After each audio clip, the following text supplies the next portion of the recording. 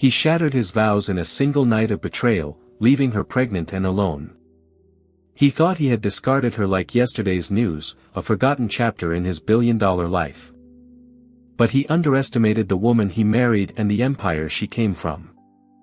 Now, in a courtroom showdown that will shake the city, the wife he tried to break is about to become the storm that brings him to his knees. This is not just a story of revenge, it's a story of rebirth. Once, he swore forever as he slid a ring on her finger. Once, she believed love was enough marriage to fund the mistress's wardrobe. Documents signed with careless hands. For months, I carried the shame. But forever ended in a single night. One night with another woman, under the lights of a city that never sleeps of someone else's betrayal. Tonight, I return that shame to its rightful owner. Gasps filled the room. While he tasted betrayal, she carried his unborn child in silence, her heart breaking with every breath. Yet, love cameras zoomed in. Cassandra paled, her painted smile cracking. Jonathan half rose from his chair, his voice's ashes can spark something more dangerous than hatred, resolve. And when she rose pregnant, radiant, unbroken, the man breaking. This is slander. Sit down, Jonathan, William's voice thundered from the front. Who betrayed her would finally tremble. The courtroom was never meant to be a stage. Yet on that morning in Row, the command silenced him instantly. Isabella's eyes never wavered. This isn't slander. Manhattan, it felt like the world's brightest spotlight had been switched on. The marble floors gleamed like polished ice. The mahogany benches were packed with reporters, and the air buzzed with whispers so sharp they could cut skin. This is truth. And the truth is simple: you cannot build an empire on lies and expect it to stand. Everyone was waiting for Jonathan Colton, the billionaire whose arrogance had always filled entire rooms. They waited to see his victory dance. My husband forgot that. He believed wealth excused betrayal. That mistresses could replace vows. That humiliation could break me, as he prepared to discard his wife like yesterday's newspaper. Jonathan had walked in with the swagger of a man who thought he was wrong. The crowd erupted again, the applause shaking the chandeliers. Some stood, clapping with admiration. Owned the world. The suit he wore was custom Tom Ford, his cufflinks pure platinum. And his mistress sat just a few rows back, smirking in a crimson dress that clung to her body like sin itself. He had promised her. Others leaned forward hungrily, thrilled by the spectacle. Cassandra, desperate, grabbed Jonathan's arm. That by the end of the hearing, his wife would be gone. His marriage dissolved, and she would step into. Do something, she hissed. But Jonathan was frozen, his mask of control shattered. Isabella wasn't the spotlight as the woman by his side. But fate had other plans. The double doors at the back of the courtroom opened. Finished. She leaned closer to the microphone, her voice dropping to a calm, devastating softness. To every, and silence fell so heavy that even the judge froze mid-sentence. All heads turned, and there she was. Is woman who has ever been betrayed, hear me. You are not weak. You are not invisible. Betrayal. Isabella Colton, heavily pregnant, radiant despite her suffering, walking slowly but firmly down the aisle. Her silk maternity dress not define you. It reveals them. And sometimes, the best revenge is simply standing tall while they crumble at your feet. Hugged her figure, her eyes steady, her chin high. She was not alone. On her arm stood William Blackwell. The William Blackwell, the billionaire CEO, the man whose name carried the weight of empires, the one nobody dared to cross. The word struck like a hammer. The room roared with applause, louder than anything Jonathan could have hoped for. Reporters scrambled, capturing every second. The story was no longer Jonathan's comeback. It was Isabella's victory. He wasn't just a father, he was a fortress. And in that moment, Jonathan's smirk vanished as the color drained from his face. His mistress shifted uncomfortably in her seat. The photographer's in the... Jonathan rose to his feet, his voice trembling with rage. You'll regret this, Isabella. Back nearly broke their cameras trying to capture the scene. Jonathan had spent the night in another woman's bed, laughing, but Isabella turned, her emerald gown sweeping behind her, and met his eyes one final time. No, Jonathan, drinking, feeling untouchable. But today, inside this courtroom, he was no longer the hunter. He was. The only one who will regret anything is you. The spotlight followed her as she descended the stage, her father rising the prey. The whispers began like a storm gathering on the horizon. Is that her father? To meet her, pride blazing in his eyes. The cameras captured the moment, the image that would dominate headlines for weeks. Oh my God, that's William Blackwell. She's pregnant. Look at her belly. He's done. Completely done. Jonathan tried to stand tall, but his hands betrayed him, clenching into fists.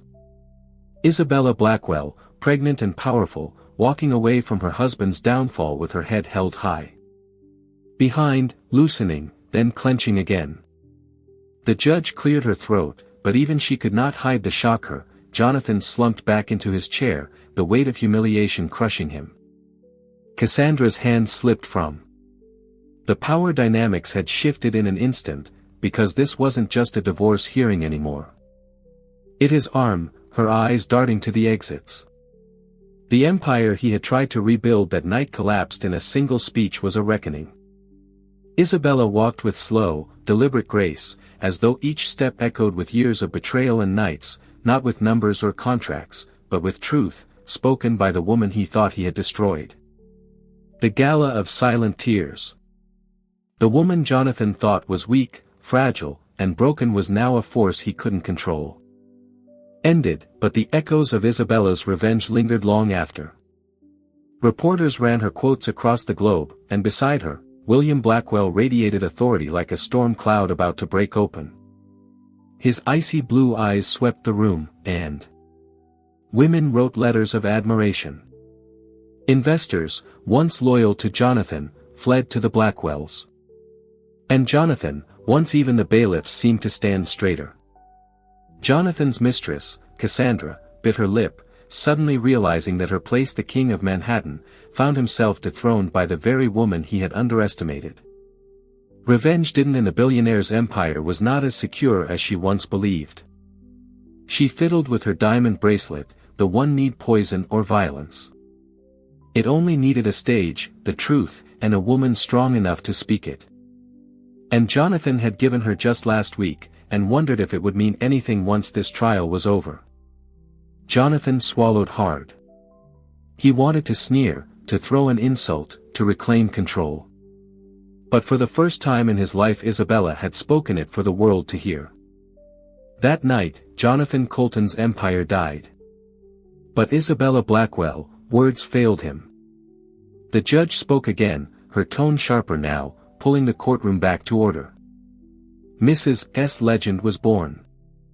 The weeks after the gala unfolded like a storybook written by fate itself. For Colton, she said, her voice calm but carrying authority. You are here today to respond to the petition filed. Jonathan Colton, the downfall was swift and merciless. His empire, once envied, began to crumble as investors withdrew by your husband. Do you wish to proceed with your own counsel? Isabella's lips curved, not into a smile, and partners severed ties. The media, relentless in its hunger for scandal, devoured every detail of his collapse. Each, but into something far more dangerous, resolve. She didn't look at Jonathan. She didn't even glance at Cassandra. Her gaze was fixed on the judge as she answered with a steady voice that carried to every corner of the day, brought new headlines. Colton Industries in crisis. Stock value plummets. Missed room. Yes, Your Honor, I do. And I have my father, William Blackwell, as my representative. As Cassandra Monroe cuts ties amid scandal. Jonathan Colton faces investigation for financial misconduct. He had wanted the spotlight today. The collective gasp that followed rattled the chandeliers above. A billionaire wife backed by a billionaire father. But now it burned him alive. Cassandra, the woman he once paraded like a trophy, vanished. Almost. Press would feast on this for weeks. Jonathan's jaw tightened, his chest rising and falling in shallow bursts. He had an overnight. Rumors swirled that she had taken the last of Jonathan's gifts, diamonds, handbags. Cashant expected this. He thought Isabella would come alone, meek, trembling, ready to sign whatever papers he shoved in front. Fled to Europe. Without her glittering presence, Jonathan looked smaller, weaker, like a king stripped of his crown. Of her. He thought she was still the girl who cried quietly into her pillow while he slipped out to late business meetings. Meanwhile, Isabella's life was transforming in ways she had once thought impossible. The tabloids that had once mocked her now. He thought she was still the woman who begged him to come home, who clung to hope even when the perfume on his suits wasn't hers. But the woman standing before him now was different. Stronger, unshakable. Una hailed her as a heroine. Women across the city sent her letters, some handwritten, some emails, some messages on social media. Frayed. And the child she carried inside her belly made her untouchable. Jonathan glanced around, realizing the eyes of. They thanked her for standing up, for proving that betrayal didn't have to end in silence. The world were no longer on him with admiration. They were on Isabella, and every lens, every pen, every whisper was rewriting. Gave me the courage to leave, one woman wrote. Because of you, I believe I can start again. But the story. He was no longer the victorious billionaire. He was the betrayer, the coward, the man about to. Isabella wasn't seeking fame. She was building a new future, not just for herself, but for her child. Be crushed by the very woman he underestimated. And then Isabella turned her head just slightly, her eyes finally locking with his. Her father's support, she began taking on more responsibilities at the Blackwell Group. She wasn't just. It was not anger in her gaze, not even sorrow. It was a promise. A promise that this battle attending meetings now, she was leading them. Her calm yet firm voice carried weight. Her decisions impressed even the most. Had only begun, and that Jonathan Colton's empire, his pride, his mistress, his lies, everything would soon crumble before seasoned executives. She had discovered a talent for strategy, for leadership, for commanding respect without demanding it. And slowly, she the world. And Jonathan realized, too late, that he had never truly known the woman he married. Long before they realized something profound. Jonathan's betrayal had not destroyed her life. It had redirected it. The nursery that cameras flashed in court, Isabella Colton had been just a girl who dreamed of love, not headlines. To the world, had once been filled with tears and despair, was now filled with hope. Isabella spent her evenings painting soft murals on the walls. She looked fragile, almost ordinary. But those who looked closer saw something else, an inner fire, a quiet dignity. Stars, clouds, gentle animals.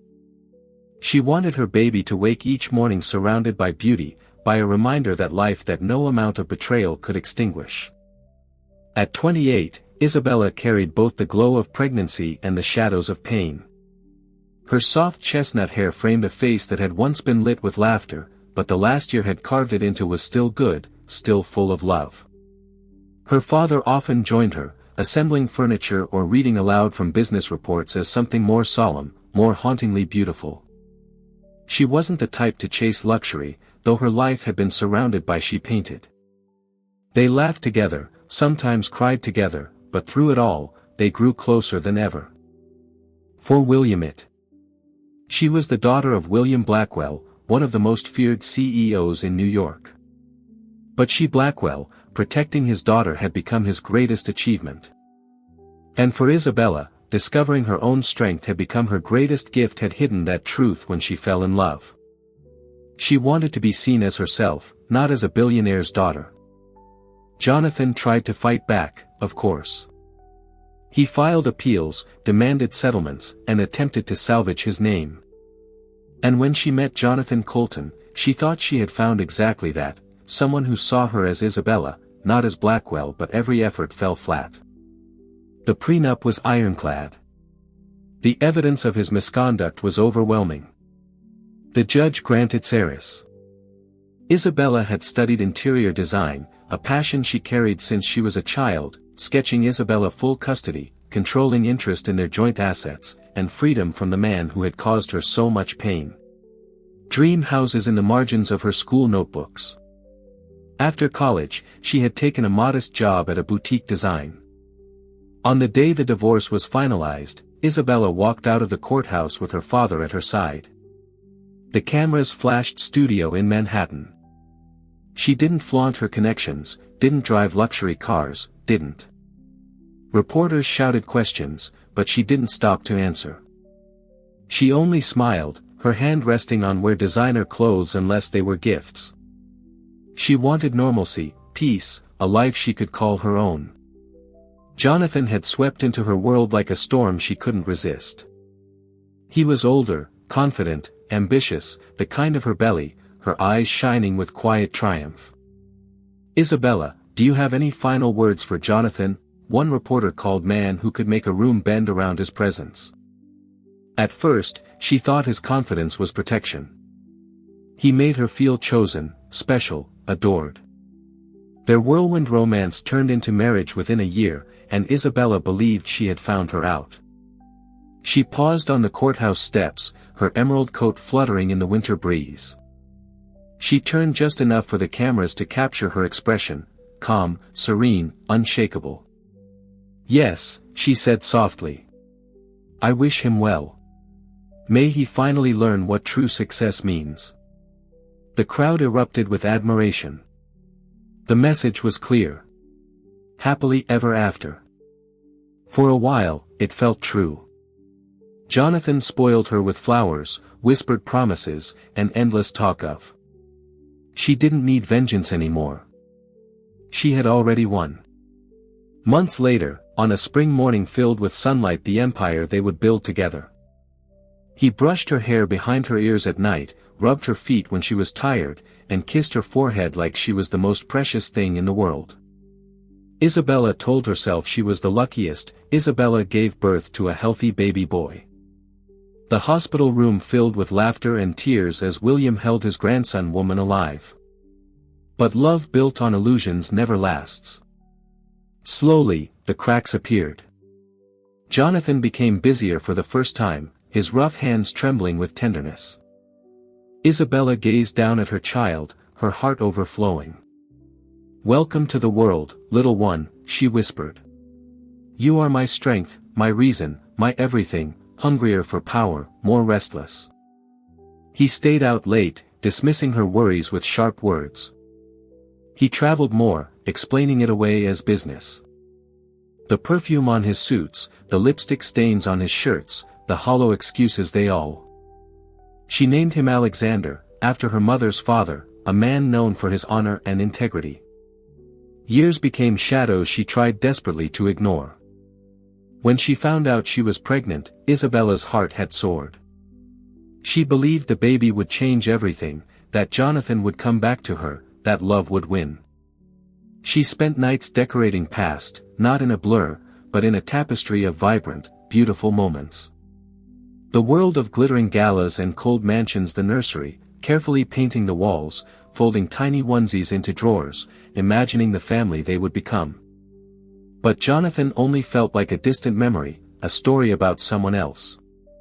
Isabella's world was now one of sunshine and grew colder.